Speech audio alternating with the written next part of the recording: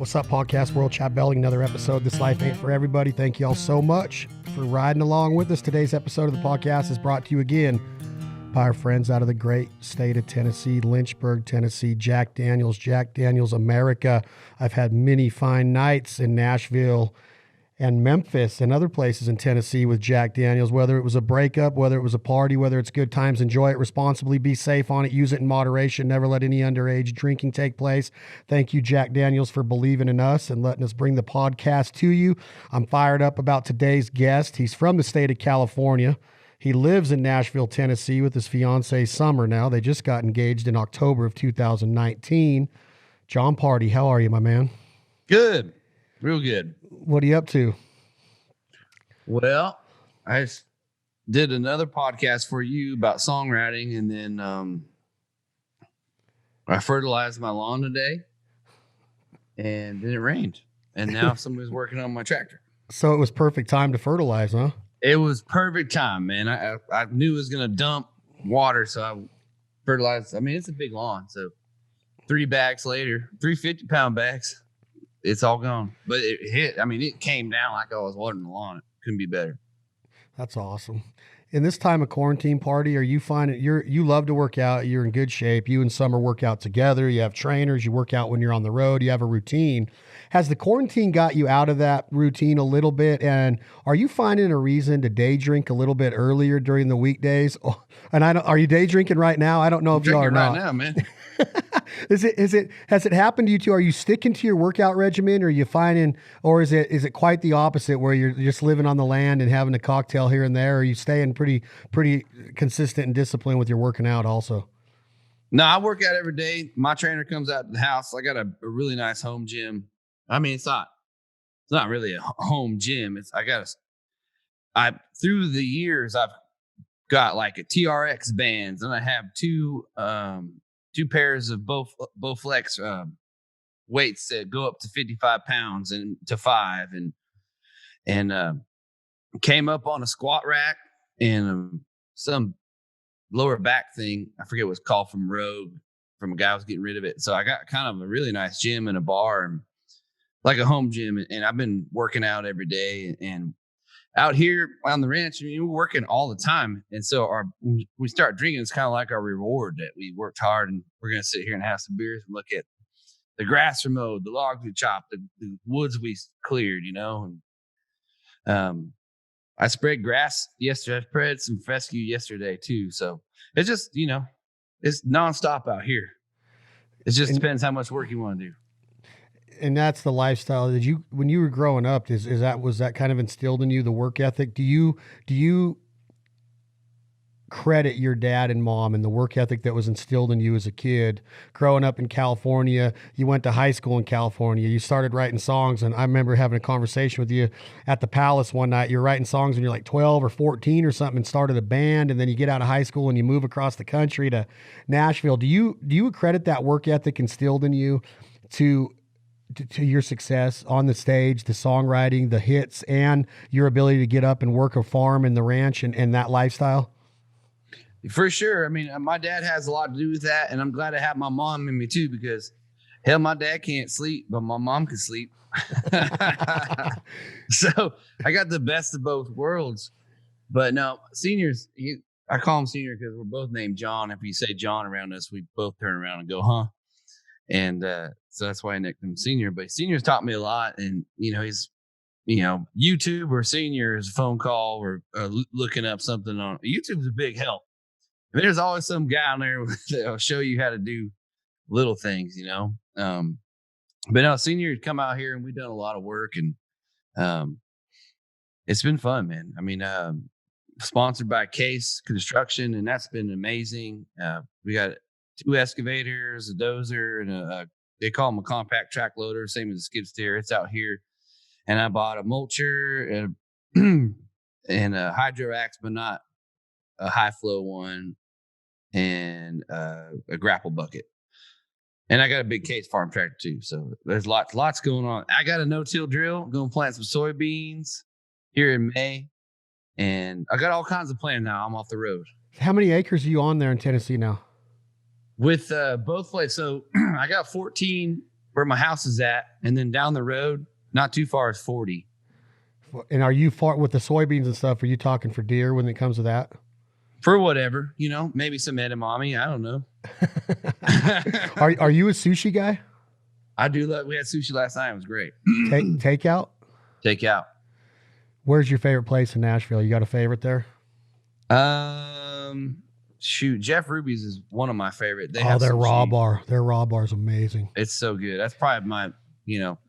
If there's one restaurant that where you might see me at, it's definitely gonna be Jeff Ruby's. I love that place. Vraga's good. I forget what this was called. It's like one of the cooks that used to work at Vraga's has this out in Franklin, and our friend, she comes and hangs out with Summer, so she brought us a bunch of sushi. We had a good time eating it last night. So are you a California roll, fried shrimp, and cream cheese guy, or do you like the raw slabs of meat with little as rice as you can, and you don't need a whole bunch of soy and wasabi on it? You like the raw fish effect of sushi, or are you more a California sushi eater with the rolls and the fried and stuff like that? A little bit of both. I mean, some of that raw stuff's really good. What did I order last night? I don't remember. It was good. I just eat, man. It's like when you're working, whatever shows up, it's kind of like hunting. Where there's food, you just eat it. Yeah. Everything seems to taste better when you're out in the woods like that or working on a farm. It don't matter if it's a bologna sandwich. You can put bologna on white bread with mustard and it's awesome. Yeah. Yeah. It's funny how much you don't eat when you have things to do out in the wilderness or the woods or you just got things on your mind, which has been great. But I still I work out at 10 every day. Whether it's getting up early and then parking the equipment, changing into gym gear, and then working out, and then get back on it. I love it, man. You have big aspirations of adding more land to these pieces? We'll see. I mean, there's nice properties around it, but yeah, I'm just focusing. There's a lot of trees. There's a lot of trees in Tennessee. I mean, just so many trees. Yeah. I mean, if I wanted to split wood the rest of my life, I could do it on that 40 acres. That's a good way to stay in shape. I want to talk about one of the highlights of what I assume is one of the highlights of your career, which you've had a lot of them lately through hard work. Talk to me a little bit about Garth last year and I remember he put you on his Instagram. You're at Studio G and he announces you. I think you were going to be the opening act in Knoxville. Is that correct? Yep. How was that? I mean, that guy's legend, right? I mean, he's almost like a mystique. Like I've never got to meet him. I've seen him live on concert, but is Garth as badass as he comes across in real life? And what kind of like energy did you have that night being on that stage? Well, Garth as a person is so cool. He's so fun to talk to. And it's like, he's got that, like you said, the mystique thing, but it's like, when you're talking to him, you have to remember you're talking to Garth Brooks because he gets really, it's like a normal guy. And he's like so positive and, he's got his Garth ways, you can always kind of tell, but, man, he's really talented and he's a great guy to talk to. And he could slang cars. No problem, dude. That dude is a salesman. I watched it from him, like pushing tickets to the show. I was like, you just watch him. You're just like, man, he can slang it out there, man. Gift of gab, huh? Well, yeah, but it's the same way in his concerts, like you watch, he talks, he's got presence. And that night in Knoxville, we played, man, it was 84,000 people when we started. Oh, dang. And it was awesome, but you could tell it was so cold. You could tell that it took the toll on Garth. He ended a little early that night. I mean, it was in the 40s, and that's just not fun playing music outside. Was there a different amount of stress or pressure on you as a performer? I mean, you've been with Dirks, you've been out on the road with Alan Jackson, you've headlined your own tours, you've sold out theaters, and this is 84,000 people in a football stadium, and quite arguably he is the number one selling artist of all time, over the Beatles, over Michael Jackson. Like, he owns all these records. Is there any added pressure to you to go out there, or do you just go out there with your band and do your thing? The only pressure that was added at that stage is so big. I mean, it's a huge stage. I was like running around, going back, doing the circle. And you got to be in shape running around that stage. But other than that, it was just, the fans were there and the energy was there. It's like when you're on stage and you just feel the energy, everybody's there to have a good time and everybody wants to hear music. That's like the most peaceful thing to have on stage. How hard has the transition been, Pardi? Like when I first met you were in my booth at NWTF and you were singing the song that you were getting ready to release. It was on your first album on I'm Always Picking Up What I Can't Put Down. And you sang it, your good buddy Leith Lofton, who's a mutual friend of ours. I met you through Leith Lofton and Bobby Johnson. Take me through it a little bit. And I know I don't want to really like go into your entire career, but man, you've become like a superstar and you're still way down to earth. And I know how humble you are. You're a great dude, but you were like on this track, this ladder climbing up. Do you think about it, or is it just another day on the farm for Jon Pardi? I know that you can't sit here and say, I knew it was going to happen. I know this was a goal, but there's so many thousands of people that move to Nashville and do what you tried to do. I mean, try to do what you're doing. How do you, what's going through your head as a person? Like, is this really happening? Do you have to pinch yourself sometimes? Yeah, I just focus on what got you there and what got you to Nashville, with that drive, really. And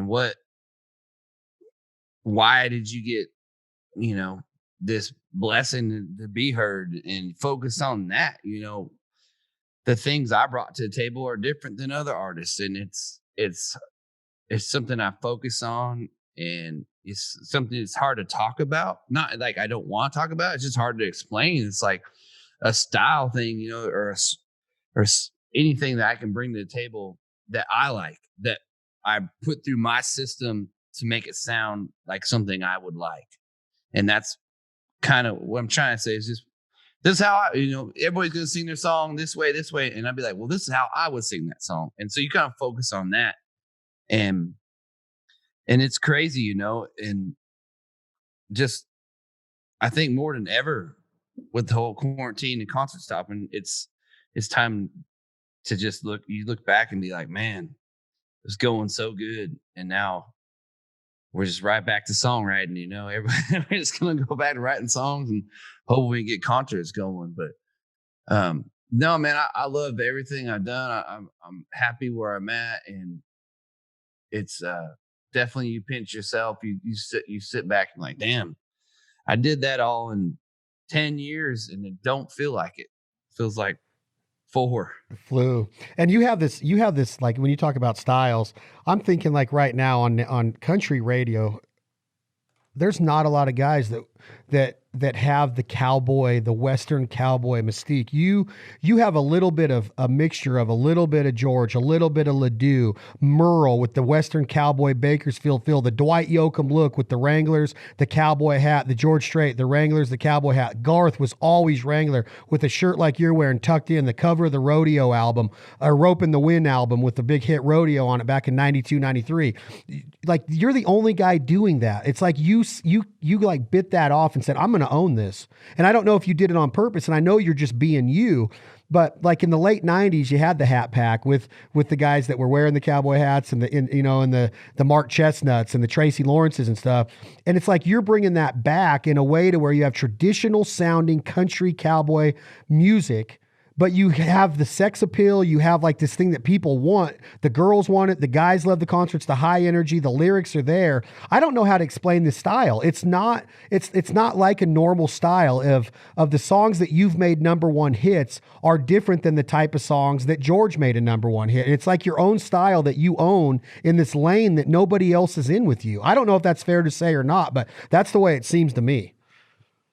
Yeah, man, you're right. But that's why I was telling, like, when I'm saying about you focus on what you got you there, you focus on what makes you different and own it and love it and embrace it, because it's, I think artists, that's what makes artists. And there's so many artists that even Leith, he's got his own style. It's Leith style. Every time Leith plays, it's Leith.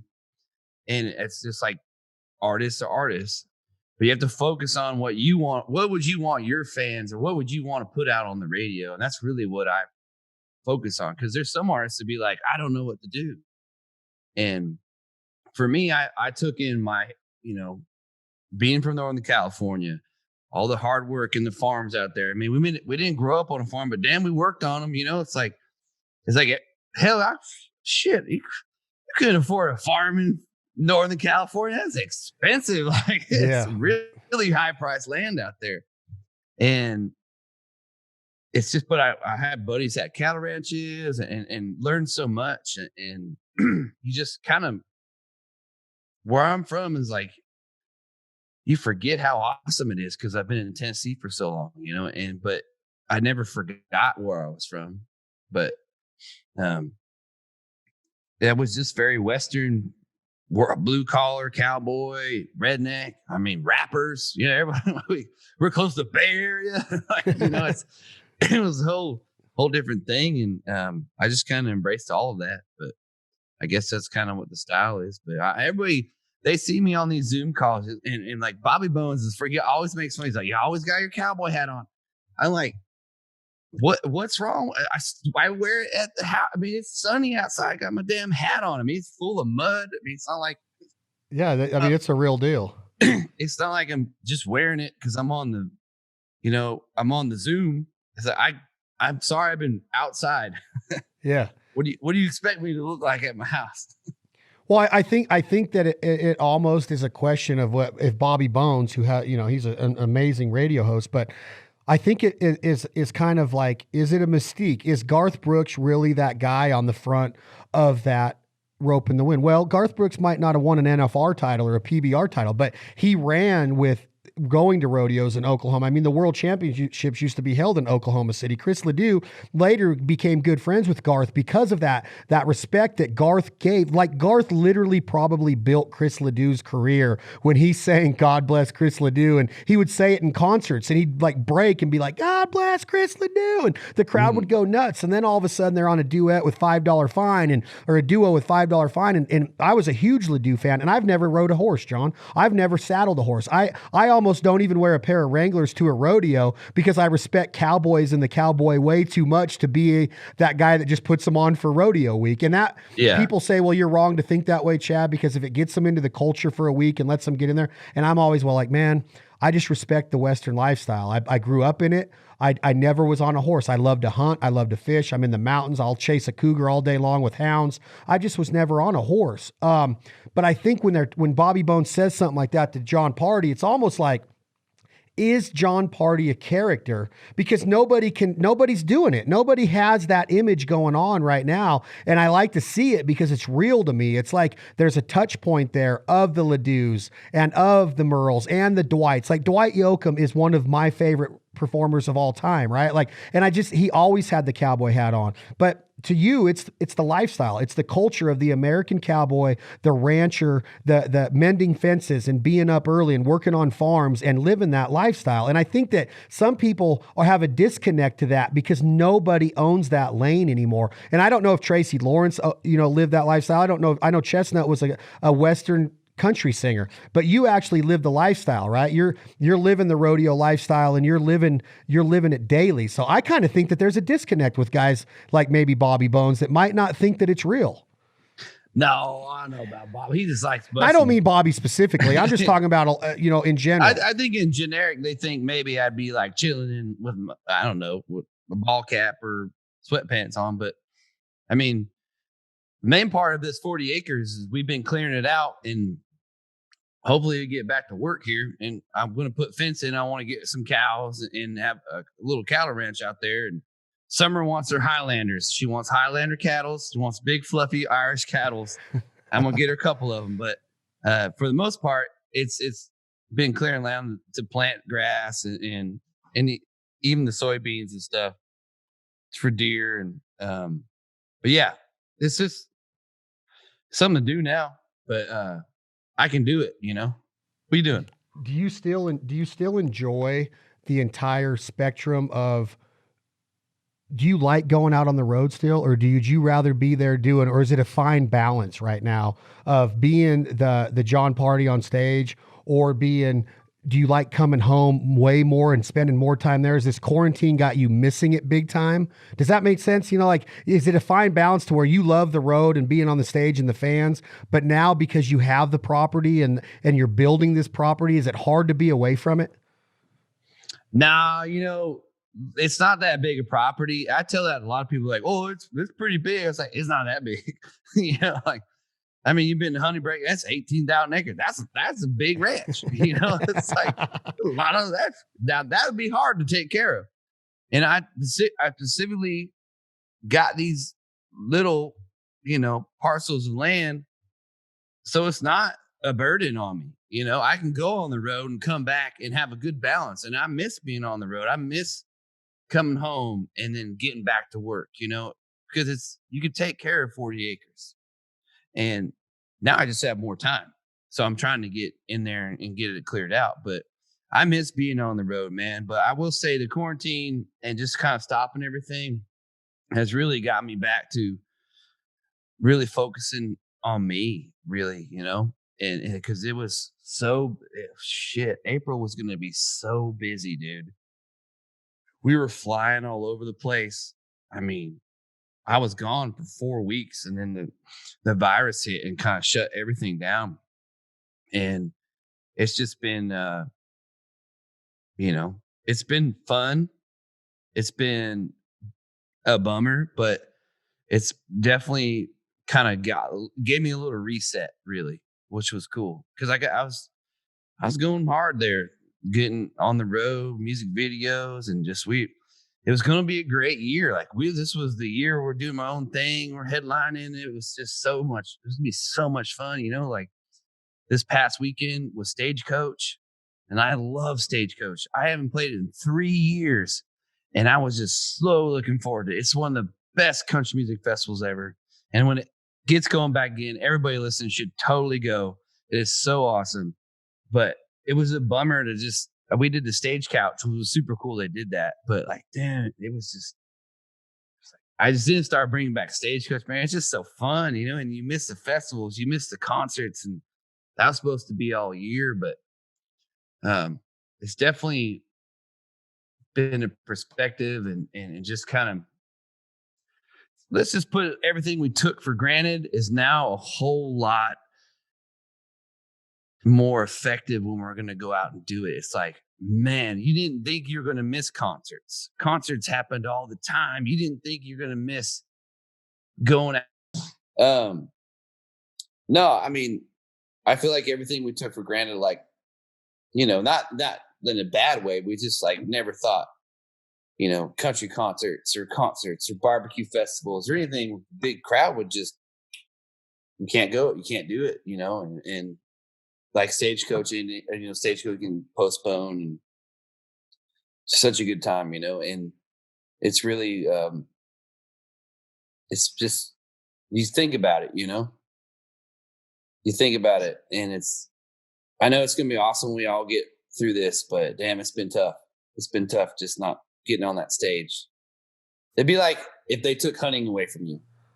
Oh, I know, and I'm scared of it. I mean, people lost hunting this spring. I mean, I canceled several turkey hunts of not traveling, and Nebraska wouldn't allow non-residents. Kentucky wouldn't allow that. I mean, it just got, you see, like, what I completely agree with what you're saying, Pardi. Is like, we go through it and we live so hard and we live so fast, and it's a hunt here, and then we're in a new town, and then I'm with Drew at Honey Break, and I leave there and I go straight to the flooded timber of Arkansas, and it's just another duck hunt. And then when it's gone, you're like, man, just to see Miss Shelley and eat squirrel with Miss Shelley and talk with her. Oh, and, yeah. And like, it's like we take it for granted because they're our family and you can get a hold of them like this so easily. But when you don't have that face-to-face and that feel-good fire and all of that camaraderie, man, I'm just sitting here going, man, how blessed are we to get to do that and slow down, pump the brakes. And I hope that when I go back out and we're back on the road and we're doing what we're doing, I hope that I still kind of slow down to process it, because your life's going to gear back up. It's going to speed back up, and you're going to have more number one hits. You're going to have more sold out arenas. And then you just got to like slow down and breathe and be like, man, people would die to do this, man. To be be in quarantine every year, man. Yeah, every year just to get that's true. It's gotten me back on track of who I am and my fatherhood with my daughter, and this homeschooling has taught me like what's going on in a kid's eyes. And now you'll appreciate this, Pardi, and I want to talk to you about this, being from where you're from, but we just started this initiative with Traeger Grills and a waterfowl company out of Chico. And Chico, and you lose part of your revenue. Your stage guys that are out on the road, these roadies and these grips, and the guys that do a lot of the load of work that make your job easy, right? They're out of work. And we take that part for granted that these adults are out of work. But what about these kids? So we've teamed up and we're going into all these 4-H fairs and all these FFA Future Farmers of America fairs. And we're putting together buying groups, and we're going to go in because these kids got $1,300 to $5,000 wrapped up in a steer, a pig, a sheep, chickens, and they got no fairs to show them at. The responsibility, the showmanship. Auction, No auction, so there's no buyers. All these farmers and ranchers in Northern California, all the way from Modoc County down to Susanville and Alturas and that whole area down to where you're from, they look forward to going to these fairs and supporting these kids. I mean, one fair last year made $1.4 million. So now what we want to do, Parties, we want to go in and say, hey, through Traeger, through Fowl Life, through Merlot and California Waterfowl and guys like Jon Pardi, let's buy a pig and let's donate it back to a firehouse or to a homeless shelter or to feeding the home, or let's put together a dinner where we go and feed some first responders, where we pull up after the quarantine and feed a bunch of doctors and nurses and nurse practitioners. So now we're trying to give back to these kids, because if they lose that confidence of showing those animals and getting that check and that picture with that farmer, like your dad would be one of those guys down there. Hey, I bought this pig, and you take a picture of the kid. Boom. They're losing that. So we want to go in and say, hey, don't lose your confidence. Let's sell these animals, put the money back in your parents' pocket, and they're not out anything. And then we can use that meat to donate back for a good cause as well. And I thought that you would be one of the guys of farming and ranching that you could go, yeah, man, I'd like to get in that. It's something that not to hang your hat on per se, but something to not even raw. It's more like these kids need it right now. And all we're thinking about is the revenue lost by us, but these kids are losing it too. You know what I mean? Oh yeah. Well, I mean, the fair circuit, as they would say, is coming up. It's all across the country. I'm from Dixon, California. We went to high school. They got the Dixon Mayfair. I mean, we look forward to the Dixon Mayfair every year. When I was in high school, it's like that was our jam. That's what we're gonna do. We're going to fair. Yeah, we get in all kinds of trouble. Just do stupid things and blah blah. But like the 4-H, the whole thing with sheep and cows and pigs, it was all a big deal for the students. And they got out of high school early, to go to the fair and set up everything. And I'm pretty sure Mayfair is not going to happen this year. But and like you said, there's not going to be an auction and stuff. I think something crazy. I remember this girl sold this pig for like $21,000, just some crazy thing back at the Mayfair. When we were talking about the auctions and stuff. But that's super cool you're doing that. But yes, it is a thing too you don't think about. Yeah, and the fairs are going to be really, really hit by this. Man, we were playing fairs all year this year, like fairs and festivals.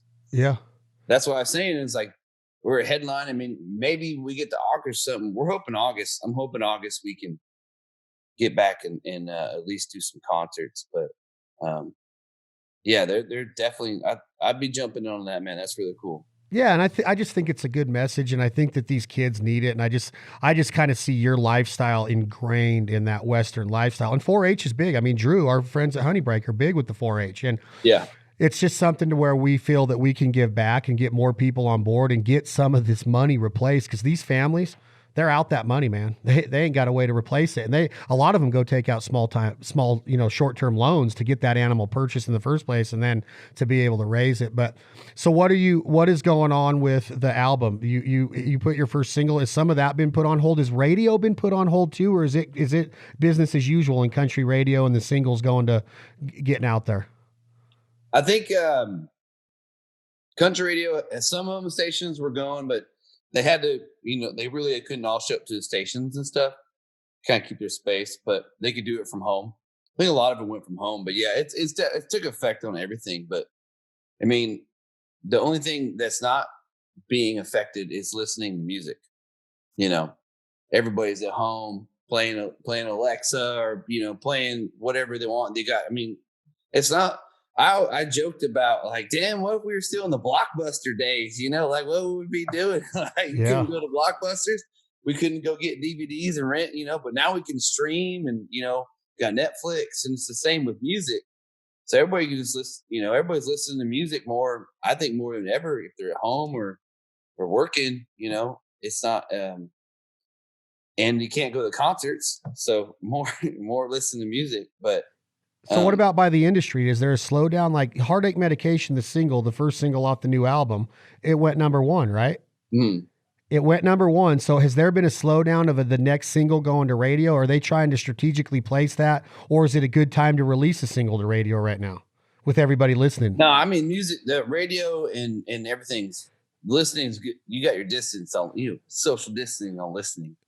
But no, I as a Cowboy is my new single. It's at 35 right now, so it's on the climb, and it's been great. It's been a little tricky, a little slower because of the virus, and people got to deal with work issues. But it's been fine, and I think putting music out right now is what people need, really. Something new to listen to, something new to grind. Get on the grind here. And we're working on a little EP. We're going to do the Heartache Medication Deluxe, and we're going to try to put that out. And it's working on that. And so yeah, but I think music, listening wise, is people are ready. They need something different. It's just the music business is definitely is feeling it. I think even halving the audience is going to be hard and stuff when it comes to concerts. And it's just going to be a different way of life for a couple of years. But when it comes to playing music on the radio, if you get played on radio, they're still rocking. But you got streaming too, Yeah. So are you, with this deluxe album, are you putting on like 3 or 4 new songs that are going to accompany the original Heartache Medication album? Yeah. I don't even know. I haven't even told anybody, so. Might not be able to air that part. Might be able to say that, but yeah, it's gonna be 5 songs. It's gonna be 5 songs. Yeah, so what is going on with your ability to be out on the road and it being as far as like Wrangler and the hats and all of those? With my sponsorships, it's a lot of just a lot of maintenance. One of your biggest assets is being able to wear that hat with those Wranglers in the video and on the stage and seeing that lifestyle. Does that start to get effect, or are these companies like, they're like big picture vision, like they know the future is going to be bright with Jon Pardi and there's no issues there? No, me and Wrangler are tight, man. And American Hat, I'm with American Hat Co. They're awesome. Or it's Best Hat Co. out of Dallas, Fort Worth, and American Hats out of Houston. But they're great hats. If anybody likes cowboy hats, check out American Hat Co. But no, all the sponsors are good. We're gonna, our job as people, everybody that's tuning in to listen to music is like, we're gonna get through it. It's gonna take some time, but things are gonna get back to normal. It just may not be this year.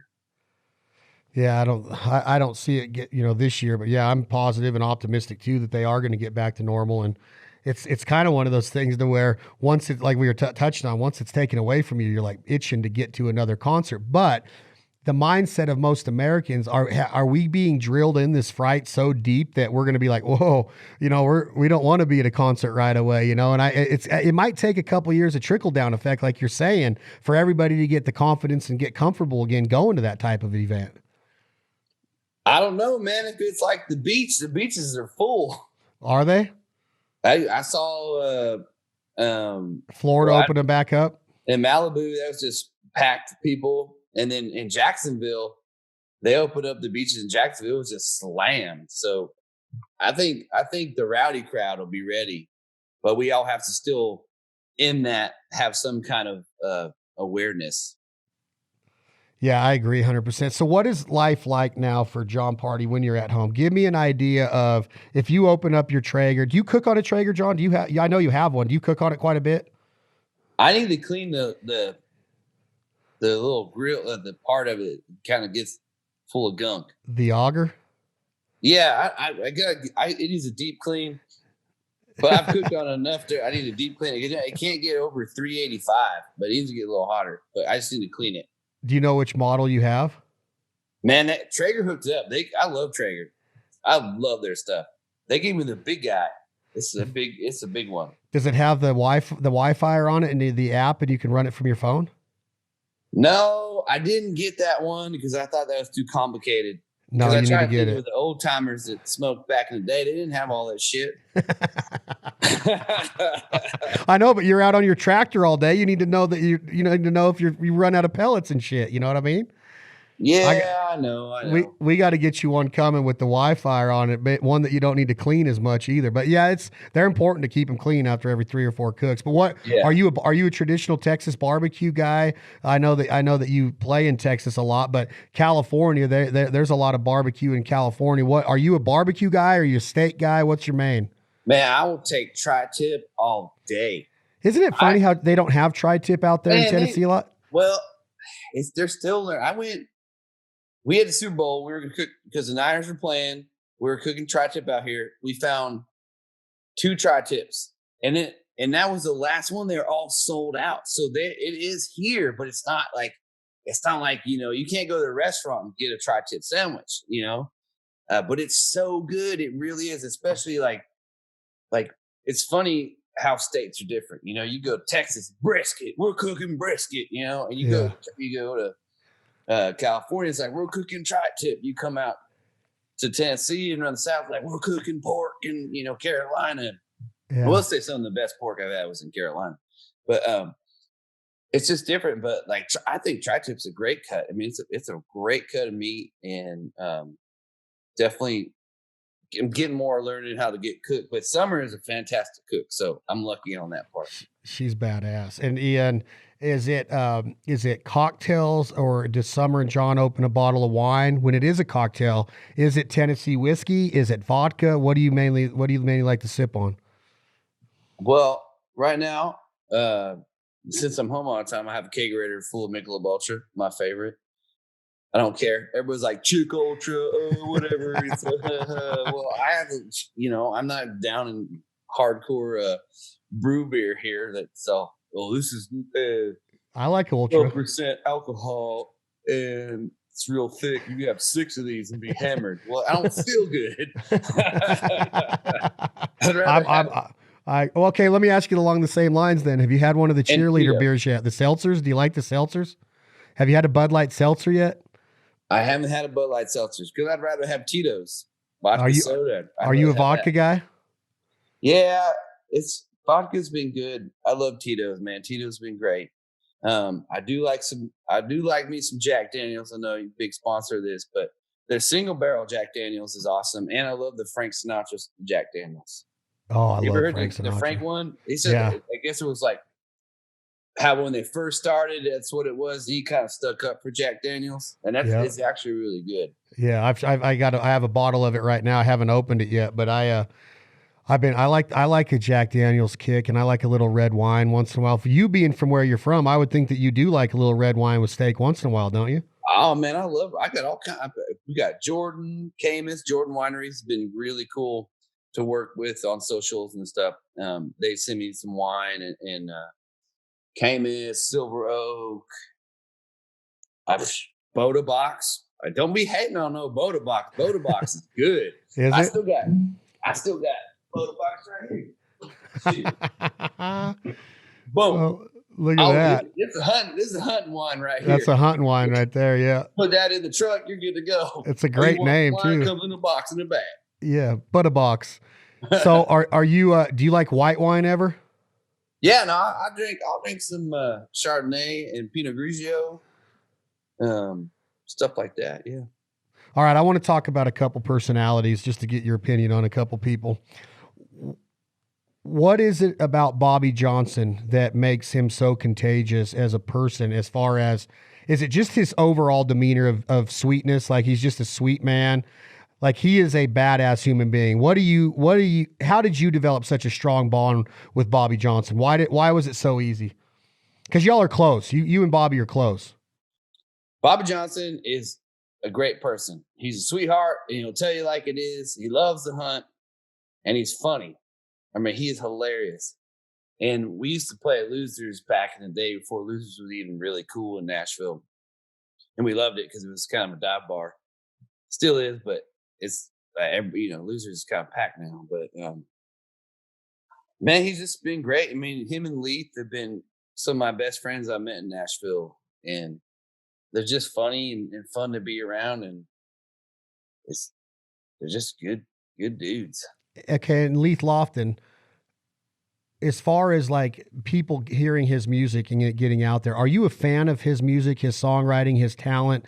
And what's going on with it, why can't an artist like that break? Is it just being in the right place at the right time? Or did you think coming up that Leith had a chance to be, right, going along the same avenue that you did as far as getting out there to the masses? Because, and I know, and I'm not saying that Leith's even trying, but his music to me is strong.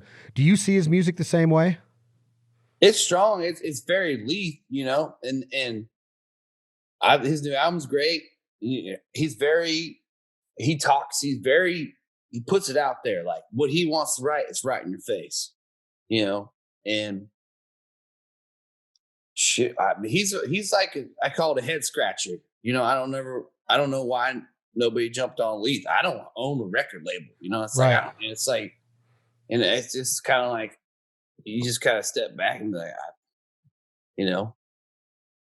I don't know why this isn't happening. Who are you fans of, Jon? Who do you like that's in the country radio? What country artists do you like today? I assume that your influences are the Merles. I don't know this for sure, but I would say Merle. I would say Dwight Yoakam. I mean, who are your influences and who do you like today? Man, I mean, I like everything, I listen to everything. Even, Thomas on the poppy side, but like a lot of his stuff, he's a great songwriter. Like That Remember You Young is really well written. Stuff, there's so much. There's so much I listen to. Larry Fleet's coming out. He's a new guy. You should check out Larry Fleet. He's really good. I like Larry Fleet. Larry's awesome, man. And, hell, I thought Sam Hunt's album's all right, but he has that 2016 song that's really good, and I think he's still one of the best singers in the genre. He just kind of has his Drake style and kind of like the talking a lot. But he's got a great voice for talking too. Yeah. What was the song that was hit big? It was Body Like a Back Road Big. He's had a lot of big hits. There's so many. Luke Bryan, Dirks. Everybody. I listen to everything. It's Do you like Brent Cobb? Do you like Brent Cobb? Brent's great, man. Dude, I don't know why he changed the Digging Hole song. The original. I might be working on coal mine, but that first version, you remember that first version? Oh man, yeah. I don't know why he went all disco, and I just don't. Do you know what I'm saying when I say disco? It was like really fast. Yeah. It's like, what was wrong with kind of like what Leith did with Wingman on the new album? Well, hey, I'm not saying it. I don't think. But I'm just saying I love it too, but it's different from the original. The original was more slowed down, like the original Digging Holes was. Mm-hmm. So yeah, I don't know what they have, but yeah, I love Brent. They're all awesome. I haven't got to listen to Drake's new album, but he's put a new album out too. He's got a song that Larry Fleet does on there. Did Larry's, because I was wondering it. Well, I don't know if Larry wrote it, but he sings it. It's about whiskey, about mixing with whiskey. Yeah, it's the same song. Oh man, yeah. I think Larry wrote that. Oh, did he? That's Larry. Yeah, I don't know. I don't know who wrote it, but I know that it's on Drake's new EP, and I like the EP. I like that song the most on it. Mm-hmm. And Fleet does it good too. I've been listening to a lot of your new album. I've been listening to Brent Cobb. I like Channing Wilson stuff. He's I don't know if anybody on here has heard of Channing, but he's got some good stuff. And I like Adam Hood. I think Adam Hood's got some good shit going on too. So man, Adam's always had that soul, Alabama soul. Yeah, him and Drake. Yeah, they do. They do have that Alabama soul. And as far as influences go, was I right with Yoakam and Merle, or am I off on those influences? No, Merle all day. Dwight Yoakam introduced me to Merle Haggard and Buck Owens. Not like personally, but listening to music. And definitely Alan Jackson, George Strait, Hank Williams Jr. As much as I kind of listen back to what my grandma listened to, like Hank Williams Jr. was a big push on me, like Family Tradition. What is the? I mean, not just so Family many, Tradition, but like there's so many old habits. I always like all my rowdy friends have settled down. I love what I that like song. about Hank Williams Jr. is like if he comes up with a song or if he has something in his life, he turns it into the perfect song. Yeah. Like all my rowdy friends have settled down. Yeah. It's like he was there. He was there. Blues man. Oh, I mean, it's like he was there. He lived that song. Yeah, and like how he dated the outlaw women when that song "Outlaw Woman." When I hear that song, I'm just like, Outlaw Woman is so good. Oh, it's so good. He like had to know her, right? Like that was his girl. Like he had to be there. I mean, could you imagine like at a bar and you're like, hey, I got a new song. She works at the bank and she works. It's like so good. Oh my gosh. It's so, and he almost came across to where like I had a big fascination with him, and then I kind of got out of him because he wasn't really in that outlaw genre, like big time, like Waylon and Willie and the Highwaymen and all that. And he wasn't really Merle. And then when you go back and talk to artists like you, and Brent Cobb was on the podcast and he said, Hank Williams Jr. is the best of all time. He's his favorite country singer of all time, and he's the best there's ever been with singing, and he's so underrated in so many different areas, that as songwriting and everything, but Brent Cobb says he's the best of all time as far as all around country western. I think Merle Haggard's the best of all time. Your take Merle. I'll take Merle all day. He's so awesome. Merle didn't sing Naked Women and Beer. I'm gonna tell you, Hank Williams went through his, like, I don't know, it was Blow or whatever, but he went through like some crazy songs too. You know, it's like, it's just there was a point. I mean, he is a genius songwriter, like Hank Williams Jr. But there was a point that I was like, I don't know about this. That's kind of how I'm saying it. That's how I was. I kind of got off, and then when I talk to people, they're like, "No, he's the genius." But like Merle, like his lyrics, I don't know. A lot of lyrics like. That's the way love goes. When he just starts it off with, I've been throwing horseshoes over my left shoulder. For years, I couldn't figure out what that meant. I literally could not figure out what that meant. Like, does he have a whore in front of him and he's taking her shoes off and throwing them over? Or is it the actual horseshoe for good luck? I could never figure out what Merle meant by, I've been throwing, is it horseshoes or horseshoes? I don't know. Like his songs were just so clever and witty. He's got so many of them, man. So many clever lyrics. I love one of my favorite Merles, "Sing Me Back Home." Oh God! And it's just, if you read the lyrics on that, it's a poem. It's like, you know, he was one, you know, he was awarded a poetic thing, and I just think he's one of the best there was with songwriters that just sang their own songs. I mean, he covered other songs too, but he had one. He didn't listen to his older albums. I know a lot of people don't listen to older albums, but like it's really good. Yeah, I love. Do you ever cover Merle? And if you did you ever do "The Way I Am"? Yeah, I covered that one. Oh my gosh, the lyrics in that song about the cane pole and all the that's just life to me. Like that just. He didn't write that song, man. That was a very old song. He didn't write that, huh? Yeah, I didn't know that. It was a very old song. Like I'm talking about like 1940s or something. I saw a performance the other night. I'll let you go, John. I know you're busy, but I saw a performance the other night on the Willie Nelson American Outlaw tribute show. And Willie Nelson, though, he's right there with Merle in my book. Another great songwriter. Oh man, this song go all day about music, man. But they had Jamie on there, and Jamie did "Georgia on My Mind" at Bridgestone, and I was like, it was like a 5-minute standing ovation, and I was just like, it was him and Stapleton, and Stapleton did some other songs, but Jamie, like, to me, is one of those guys that should have been back there in those days with those other songwriters. Like, he's one of my favorite. I think he's great, man. I say this about Jamie all the time. It's like he needs to put out an album. This is his time. Stapleton's out there owning it, and so could Jamie. I mean, Jamie and Chris Stapleton are probably the two best country voices we have of modern era. And but I keep hearing rumors he's writing. He's, Me too. so I wouldn't be surprised if you hear a Jamie album out pretty soon.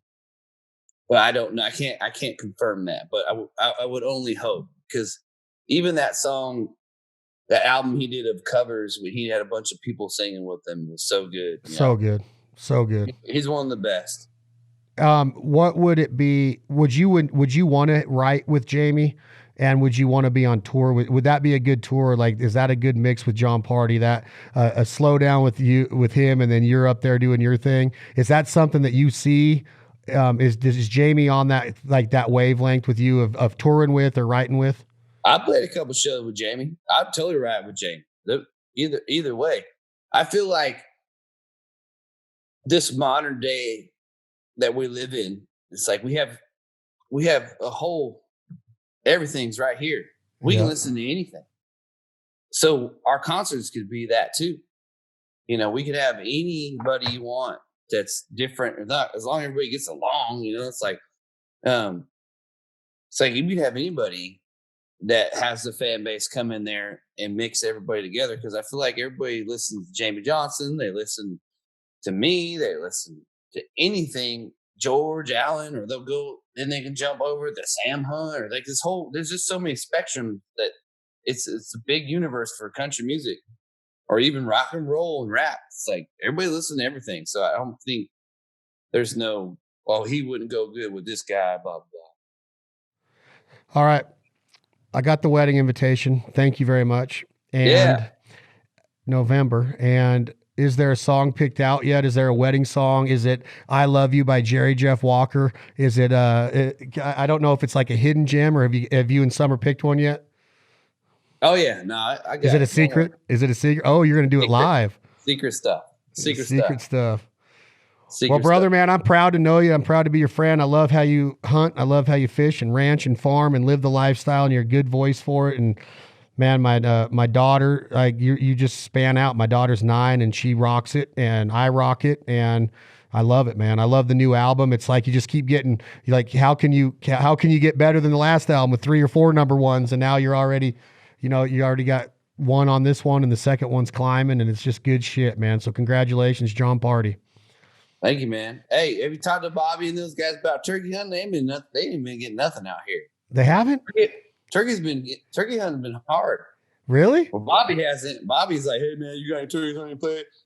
I scared them all off with their vulture. I thought he sent me a picture of one, but maybe I know Leith got one the other day with that Jared kid that's moved out there from California. Have you met that kid? Yeah, oh yeah. He's the one. Remember, we're all at scoreboards. He asked, he's into hunting. Hey man, you hunt much? True like. Yeah, I remember that now. I think he's from the Chico area, around Chico, isn't he? Yeah, he's a good dude. Yeah, he's got a good little song out that he sang for me during the NWTF. That was about learning. I can't remember what it was called, but it was a good song. He's a good guy. So yeah, I talked to Bobby the day before yesterday, and I didn't even mention turkey hunting to him. I was just talking to him about that show he did the other night with Leith. I don't know if you watched any of that, but I got good reviews on that. I've been doing shit around here. It's hard to tune in. Everybody's going live. Have you done it? Yeah, I did. You did the Stagecoach, right? The Stagecoach, but have you done one on your own? Yeah, and I did a performance about 3 weeks ago. How'd it go? Did you do you enjoy it, or is it tough? No, it was great. It was great. We had over 1 million views. Really? Yeah, no, it was. I played 75 minutes. It was actually I had a lot of great messages coming in. It wasn't 22 minutes, and I just kept going. It was so fun. I might do it again. We'll see. Why don't you have your guitar by you right now so you can sing us out one? Why don't you? It's a good day to sing a song. I don't have it right here, man. Well, why not? I'm a mechanic working on the tractor. All right. Well, next time you come on, I might have you sing a little Jon Pardi tune. All right, man. Let's go hunting, dude. I'll stay in touch, and I appreciate everything you're doing, man. I'll tell Summer I said hello, and have a nice little Wednesday, and keep day drinking, buddy. That's what I might do now. That's what I would. Hey, what's my favorite shotgun? I can't say it on this show. Trust me, I know, buddy. I know.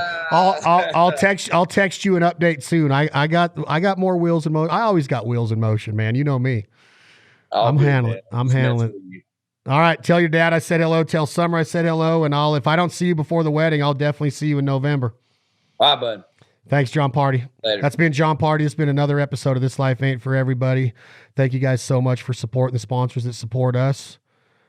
Jack Daniels, thank you for everything you do for us here at the podcast and for our brands. We truly appreciate the support and what Jack Daniels stands for. Lynchburg, Tennessee. I'm Chad Belding. Enjoy it responsibly. And if I ever see you out on the road, I'm going to have one with you. Tom, hit that button. This is a good friend of Jon Pardi's, Leith Lofton. What you going to do when the money's all gone? Appreciate y'all very much. If you got a roof up over your head, belly full of food and a nice warm bed, you are blessed, I know.